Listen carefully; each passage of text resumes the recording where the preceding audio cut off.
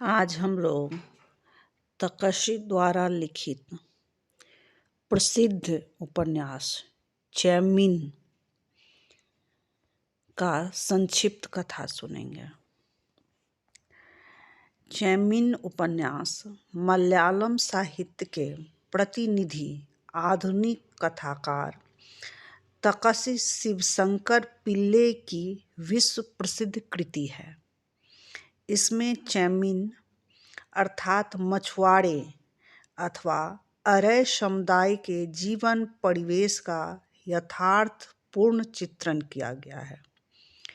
इसकी संक्षिप्त कथा इस प्रकार है। आलमपुषा इलाके के निकट के निरकुनम समुद्र के किनारे चैम्पन कुंजू अपनी पत्नी चक्की और 2 बेटियों के साथ रह रहा था। अरय जाति के लोग सागर तट पर ही रहते हैं और मछली खरीदते बेचते रहते हैं। इस समुदाय के लोग अन्य समुदाय के लोगों के समान अमीर गरीब दोनों ही प्रकार के होते हैं। दूसरी बात यह है कि इस समुदाय की 5 जातियां होती हैं। अरय, धीवर जो जालियां खरीदते हैं, जिनको जाली खरीदने का मछली मारने के लिए जाली खरीदने का अधिकार होता है। मछुआ, पोतकार जिनके पास नाविक होता है, नाव होते हैं, और पंचम जात, ये 5 जातियां होती हैं। इनमें धीवर अर्थात जालिया जाति सर्वोच्च समझी जाती हैं और उसे ही नाव और जाल खरीदने का सामाजिक अधिकार प्राप्त रहता है। मुखिया का मान धीवर जाति को रखना पड़ता है। मुखिया की यह व्यवस्था है कि सब लोग नाव और जाल नहीं खरीद सकते। अगर ऐसा हो जाए तो समुद्र का काम कोई नहीं करेगा। चैमिन अथवा मछुआरे की कथा का प्रारंभ आलमपुषा इलाके के निरकुनम समुद्र के किनारे अपनी पत्नी चक्की और 2 बेटियों के साथ रहने वाले चैम्पन कुंजू की जीवनचर्या से होती है। चैम्पन कुंजू की बड़ी बेटी कुरुत्तमा 16-17 वर्ष की शादी की उम्र से कुछ अधिक हो गई है। चैम्पन कुंजू की छोटी बेटी पंचमी है। चैम्पन कुंजू के बाल्यावस्था का मित्र अच्छन कुंजू भी अपनी पत्नी नल्ला पैन्यू के साथ उसके साथ ही रहता है। दूसरी जाति का एक आदमी मछली खरीदकर बेचने के लिए अपने बेटे परिकुटी के साथ भी सागर तट पर आता रहता है।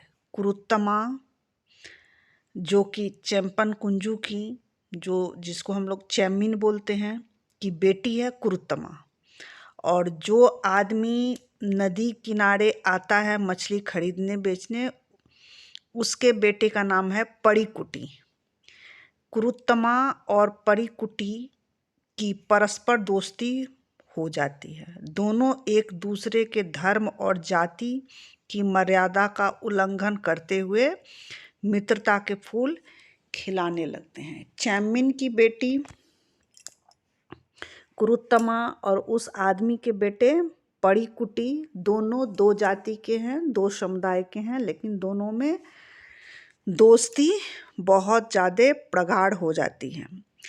चैम्पन कुंजू का संपूर्ण चरित्र एक कुशल मछुआरे और चतुर नाविक का चरित्र है। वह सामाजिक नीति की परवाह किए बिना ही नाव खरीदने की अपनी तीव्र इच्छा अपनी पत्नी से प्रकट करता है। एक सफल मछली व्यापारी परिकुटी से कुरुत्तमा नाव और जाल खरीदने के लिए रुपए उधार मांगती है। उससे संबंधित संवाद कुछ इस प्रकार से हैं। वप्पा नाव और जाल खरीदने जा रहे हैं। कुरुत्तमा बोलती है परीकुटी से, अच्छा परीकुटी फिर बोलता है अच्छा नाव और जाल खरीदने के बाद नाव में जो मछली आएगी उसे व्यापार के लिए मुझे देने को अपने पापा से कहोगी? परीकुटी बोलता है कुरुत्तमा से। फिर कुरुत्तमा बोलती है आएगी उसे व्यापार के लिए मुझे देने को अपने पापा से कहोगी? ये परीकुटी बोलता है। फिर कुरुत्तमा बोलती है अच्छा दाम दोगे तो मछली क्यों नहीं मिलेगी, देंगे। परीकुटी ने चैंपन कुंजू को मछली के व्यापार हेतु नाव खरीदने के लिए जो पैसे उधार दिए थे वे चैंपन कुंजू ने नहीं लौटाए। चैंपन कुंजू ने परीकुटी से मछली खरीदने के लिए, अपना व्यापार बढ़ाने के लिए पैसे उधार लिए थे, वो परीकुटी ने नहीं लौटाए। हालांकि उसे इस व्यापार से अधिक लाभ हुआ। उसने परीकुटी से दूसरी नाव खरीदने के लिए फिर रुपए उधार लेकर नहीं लौटाए। 2 बार पैसे लिया चैंपन कुंजू ने परीकुटी से और पैसे नहीं लौटाए। फलस्वरूप वह उसका कर्जदार बनता ही गया। कुरुत्तमा ने अपनी माता पिता से इस विषय में पूछा भी था। दूसरों को धोखा देने से समुद्र तट का सर्वनाश हो जाएगा कि नहीं? इस बेचारे को धोखा देकर नाव और जाल नहीं लाना चाहिए, यह तो अन्याय है। कर्ज वसूल करने के बहाने परीकुटी घर आ जाए, वह क्या कर सकती है? औरत के पतित हो जाने पर समुद्र तट की उजड़ जाने का विश्वास सिखाने वाली माँ चक्की के पास इसका कोई उत्तर नहीं था। जब बेटी बोलती थी जो पैसा लेके लौटाना अच्छी बात नहीं है, इससे समुद्र की तट की पवित्रता नष्ट हो जाती है, ये सब बात कुरुत्तमा को उसकी माँ चक्की ही सिखाई थी। जब बेटी ये चीज़ मम्मी को बोलती है तो मम्मी के पास कोई जवाब नहीं है। कुरुत्तमा इस विचार से चौकन्नी हो गई। मछुआरों का जीवन वास्तव में तट पर ही रहने वाली उसकी स्त्रियों के हाथ में ही है। इस विचार के साथ उसने अपने पिता की विचारहीनता के विरुद्ध कुछ कहने का साहस आ गया। उसकी माँ बोलती थी जो तट की पवित्रता को बनाए रखने में ही अच्छा है, नहीं बनाए रखने से अच्छा नहीं होता है। यही चीज़ बेटी माँ को बोली जो परीकुटी का पैसा क्यों नहीं तुम लोग लौटाते हो, लौटा देना चाहिए। विपन्नता और संपन्नता परस्पर विरोधी है, दोनों में बड़ा अंतर रहता है, ये बात सही है। फलस्वरूप विपन्नता का स्वभाव दब्बू होता है, उसमें हीनता की संकीर्णता भरी रहती है। इसके विपरीत संपन्नता का स्वभाव निरंकुश होता है, उसमें अहंकार और दुर्भाव भरे होते हैं। परीकुटी से उधार पैसे लेकर चैंपन कुंजू ने अमीरी का अहंकार और दुर्भाव भर गया। उसकी संपन्नता से उसके परिचित भौचक्के रह गए। चैंपन कुंजू ने बचपन के साथी अक्षय कुंजू और चक्की के बीच परस्पर बहुत कहासुनी हो गई। इससे अक्षय कुंजू ने भी नाव खरीदकर मछली का व्यापार करने का निश्चय कर लिया। अपने मित्र को आगे बढ़ते देख उसने भी नाव खरीदकर व्यापार करना शुरू कर दिया। चैंपन कुंजू के कार्यकलाप से उसके समुदाय जाति के लोगों ने उस पर दोष मढ़ना शुरू कर दिया। उन्होंने उसके कार्य व्यापार को न केवल उसके समुदाय के विरुद्ध बताया, अपितु उसे समुद्र तटीय कायदे कानून का उल्लंघन करना भी कहा। जो चैंपन कुंजू समुद्र तट के जो कायदे कानून है उसका वो उल्लंघन कर रहा है, क्योंकि नाव खरीदना जाल खरीदने का अधिकार सबको नहीं था और ये सब कुछ उधार पैसा परीकुटी से ले लेके करता था और परीकुटी का पैसा नहीं देता था। उसका उधार कभी नहीं सधाता था। जब पूरे समुदाय ने चैंपन कुंजू को यह कहकर धिक्कारा कि सयानी लड़की की शादी ना करके उसने नाव और जाल खरीदकर पूरे समुदाय और समुद्र तट के कायदे कानून के विरुद्ध कार्य किया, तब यह सुनकर कुरुत्तमा ने अपने माँ पापा पर उसके प्रेम प्रसंग का शोषण करने का आरोप लगाया। तब चैंपन कुंजू की बेटी जो है कुरुत्तमा, वो परीकुटी से प्रेम करती थी और बोली, उसके मन में हुआ जो परीकुटी से ये लोग 2-2 बार पैसा ले लिया है और पैसा नहीं दे रहा है, मेरे प्रेम प्रसंग का ये लोग, मेरे मम्मी पापा शोषण कर रहे हैं। अपनी माँ चक्की के द्वारा स्त्रियों की पवित्रता मर्यादा की बात दोहराने पर कुरुत्तमा ने उस पर सीधा आरोप लगाया कि उसकी माँ ने पवित्रता का ना तो पालन किया और ना ही ईमानदारी सत्यवादिता की ही रक्षा की। यह इसलिए कि वह परीकुटी से उधार लिए गए पैसों को लौटाना भूल गई। पैसे अधिक आने के कारण वह अपनी बेटी के भविष्य के मात्र सपने ही देख रहे थे। धीरे धीरे समुद्र तट के सभी मछुआरे चैंपन कुंजू और चक्की के विरोधी हो गए। चैम्मन उन्हें ईर्ष्यालु कहकर उनकी उपेक्षा करने लगा। चैंपन कुंजू जो चैम्मन था, वो सोचता था मैं आगे बढ़ रहा हूँ, पैसा कमा रहा हूँ, तो मुझे देख के सब ईर्ष्या करते हैं। उससे उसके विरोधियों की आशाओं पर पानी फिर गया। दिनों दिन चैम्मन और उसकी पत्नी चक्की की जिंदगी आराम से कटने लगी।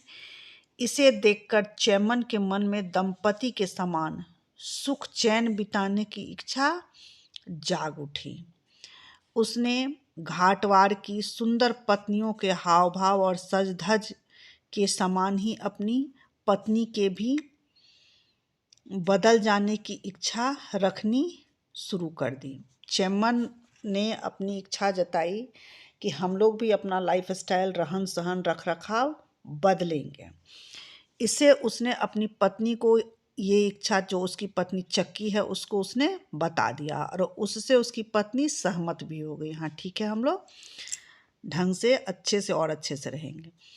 चैम्मन ने अपने मन की वह बात भी कह दी कि जैसे ही और सुख आराम के दिन आने लगेंगे वैसे ही हम दोनों लड़कियों की शादी करके निश्चिंत हो जाएंगे। यह सुनकर चक्की ने भी अपने छिपे हुए भावों को प्रकट किया।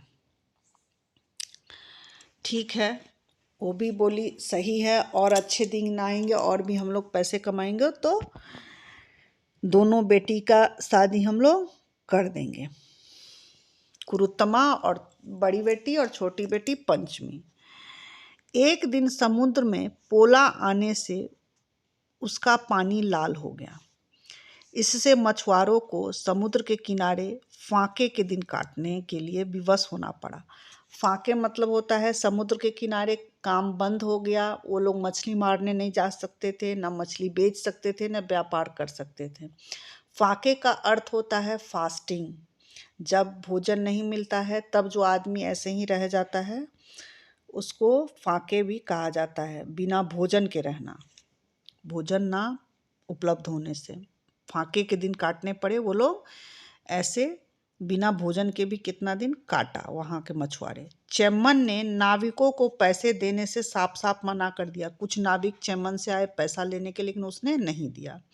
उसने केवल राम कुंजू को ही कुछ रुपए उधार दिए, केवल एक को दिया जो राम कुंजू है। इसके बाद उसने अपनी पत्नी चक्की से पागलों की तरह हंसते हुए कहा, 6 महीने के अंदर उसकी चीनी नाव मेरी हो जाएगी। उसने राम कुंजू को पैसे तो दिए और बोला वो तो सधा पाएगा नहीं, उसकी नाव उस एवज में मेरी हो जाएगी। खराब मौसम से डरे सहमे कुछ मछुआरों को समुद्र में चैम्मन के धमकाने के कारण जाना पड़ा। मौसम ठीक नहीं था, लेकिन चैम्मन के कहने पे वो लोग गए। इससे देर रात को एक शार्क मिली। फिर कई दिनों के बाद घरों में चूल्हे जलाए गए। उधर दिनों दिन परीकुटी की हालत बिगड़ती चली गई। परीकुटी का पैसा इसने ले लिया था और दिया नहीं, तो उसकी स्थिति भी बिगड़ गई। चेमन ने रामन मतलब रामाकुंजू को कुछ रुपए पाने पर भी वह परीकुटी के लिए हुए उधार रुपए नहीं लौटाए। परीकुटी के पिता ने समुद्र तट को छोड़कर कहीं और जाकर काम करने के लिए कहा था, लेकिन उसने ऐसा करने से साफ मना कर दिया।